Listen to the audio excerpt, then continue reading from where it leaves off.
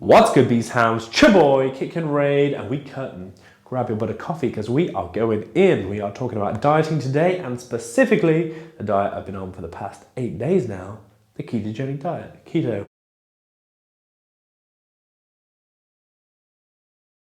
Put extremely simply, it is a very low carb, moderate protein, high fat diet. Now wait a minute, doesn't fat make you fat? No.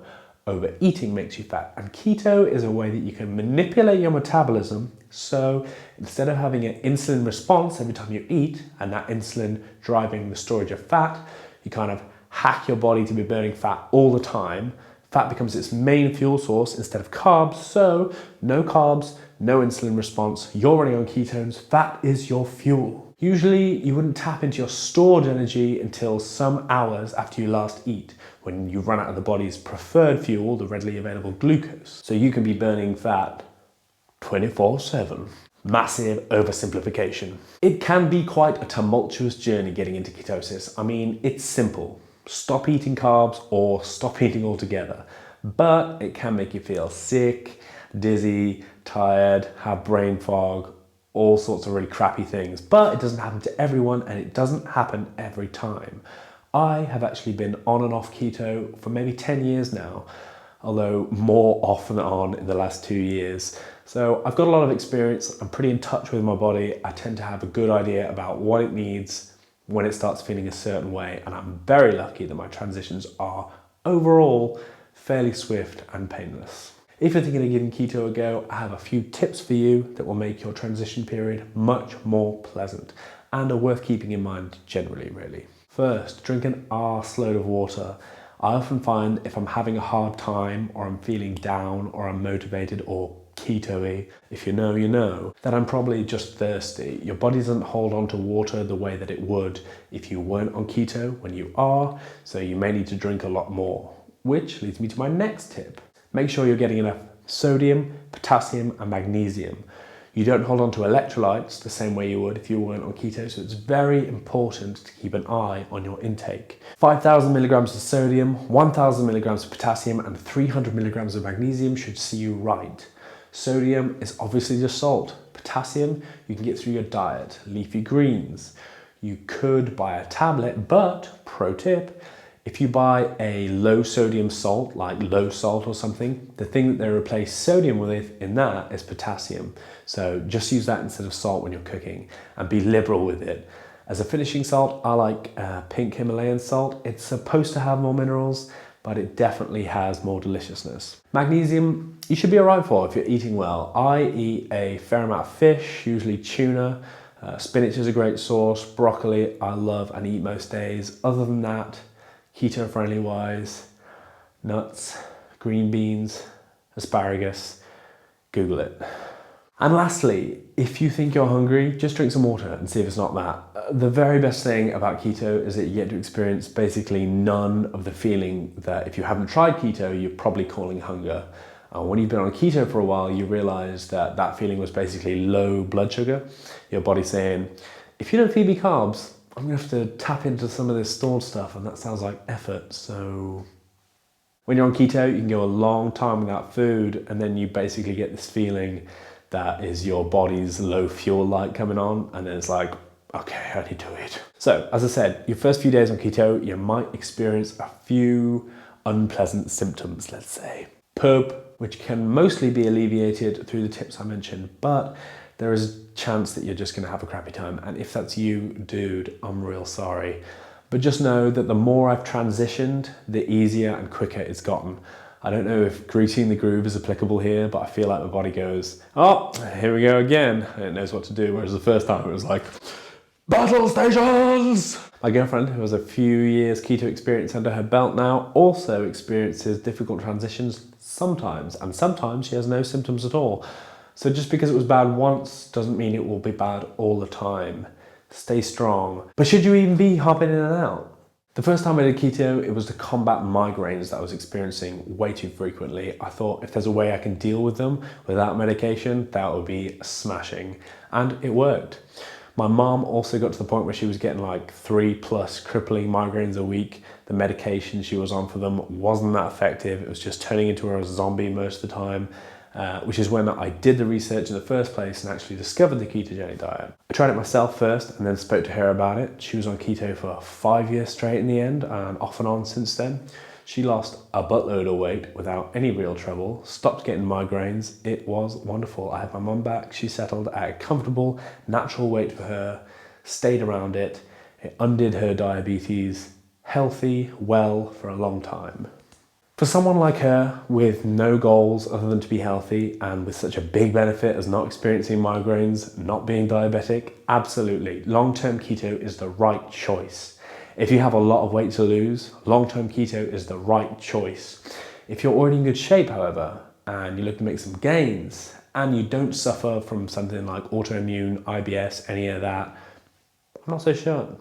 It is possible to pack on those good pounds. I was keto for a couple of years when this picture was taken. Bodyweight training, a couple times a week, not particularly seriously, but consistent at least. I would say that I put on size, but not at the rate that I've experienced in the last few years not being on keto.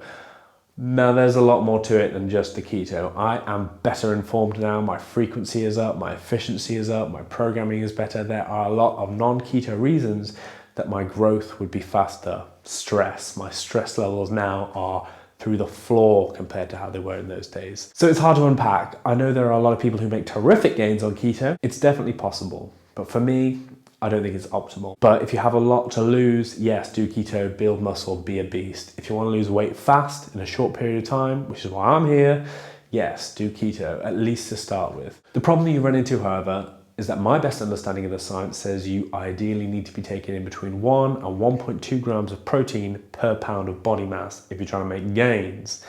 That puts me at about 200, 240 gram of protein a day. Well, keto is a moderate protein diet. Your split wants to be something like 5% carbs, 25% protein, 70% fat. That puts me at about 125 grams of protein. Now, keto is a protein-sparing diet. But now that I have some gains, the idea of being on moderate protein scares the bejeebus out of me. And it's not like you can just bump up your protein, because too much protein can be broken down by the liver and kidneys into glucose. Now, I've seen conflicting studies as to whether this is actually significant or not, but I can only tell you that anecdotally, during my long-term keto adventures, I would feel different if I ate too much protein. And that feeling always felt less keto-y. Pure anecdote, that's all I got for you. So finally, we arrive at why I'm doing keto and how long for. Well, I have been eating garbage for the past 2 months. Getting doughy, and I need to sort it out. My long-term plan is just a well thought out, calorie controlled, 90% healthy diet over a long period of time. Headline of next month's Men's Health. However, being so blasé about what goes into my mouth for the past few months, I need a little kick up the arse. Enter keto. You have to be strict with it, else it doesn't work. Actually, maintaining ketosis requires you to pay attention, stay consistent. It is an island of safety in a storm of bleh. Being strict and regimented for a week is exactly what I need to sort myself out. Plus, with the benefit of the incredible satiety that keto brings, I can cut my calories quite aggressively and still enjoy my life. You can make a lot of progress in a short amount of time, and seeing that progress and not wanting to let it go, that's what I'm in it for. It's a great way to kick off a cut, and this time, baby, we going all the way. I'm 8 days in, and that's as far as I'm going. For those 8 days, I have been on 2,000 calories, which is a little aggressive, but I'm only doing a week, and I have been well fed for the past few months.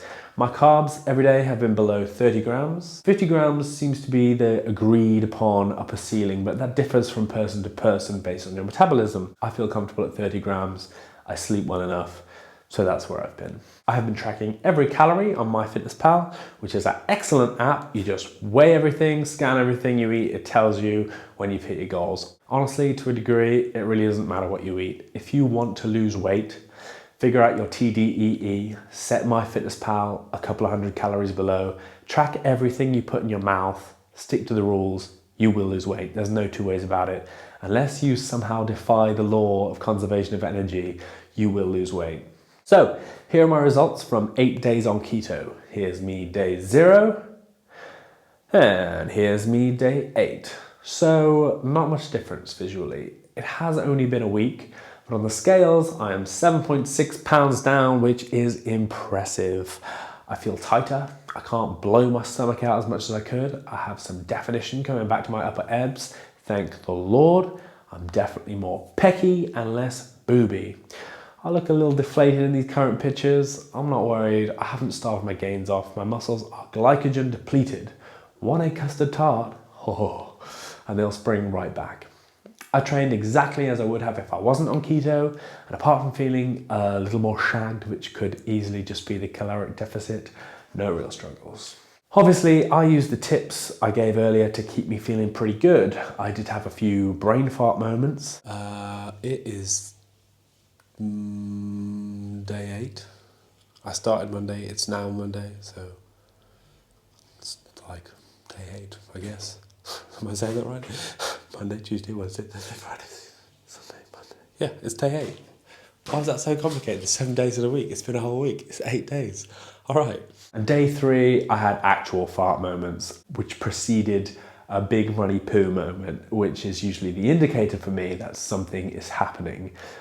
No one else I know that does keto experiences this keto poo, but for me, around day 3, I'll get cramps and then a big soupy poo uncontrollably releases itself. I guess it's all the dying gut bacteria that's been starved of sugar. That happens, I sleep, I feel better. And talking of sleep, another thing I should mention that I experienced on keto is better/worse sleep. I am someone who loves sleep. I don't nap or anything, but I love feeling tired and go to bed, and I love waking up feeling well rested. Well, keto kind of robs me of that. I often struggle to get to sleep. I don't feel like my sleep is as deep, and I don't wake up feeling well rested. I do, however, wake up feeling ready to go, snap, I'm up, ready to rock. Thinking, man, I slept really badly, but then at no point during my day do I exhibit symptoms of being sleep deprived. So if you're someone who wants to do more and sleep less, another great reason to go keto. Me, I like to feel sleepy and I like to feel like I've slept well. For recovery reasons, it's recovery reasons. So 1 week of keto, 7.6 pounds down. Good gosh, that's ridiculous. Of course some of that is water weight. As I mentioned, you don't hold on to water or electrolytes the way you would on a standard diet. If I was going to go back to eating carbs right now, I would see that water weight come back pretty swiftly. But the actual fat that I burned, that's going to stay gone. Now wait a minute. Didn't you just say you were stopping keto? You're worried about your protein intake and losing all your gains? Yes, I did say that. That's very observant. Well done, gold star. That is why for the next week, I will be trying my hand for the first time at carnivore. So, still a high-fat diet. You can eat meat, eggs, butter, hard cheese. That's about it. I will still be drinking coffee, but I'm swapping my delicious keto coffee, double cream and 2 pumps of sugar-free caramel syrup, thank you very much, for black coffee. I'm gonna go hardcore, just salt, no garlic, no spices. Probably not even gonna eat any dairy like hard cheese or whatever, just meat, eggs, and salt. We'll see how that goes, and I'll report back in a week, regardless of outcome. My goal is just to hit my protein, hit my calories, lose fat, be shreddy, profit. We'll see. I hope you found this video useful. If you did, please hit that subscribe button. That would really help me out. Like and let me know your keto experiences. Do you experience the mythical keto poo? If you're planning a diet or are dieting right now, stay strong. Whatever it is, you don't need it. Make sure you're still getting them gains and be well. Gains.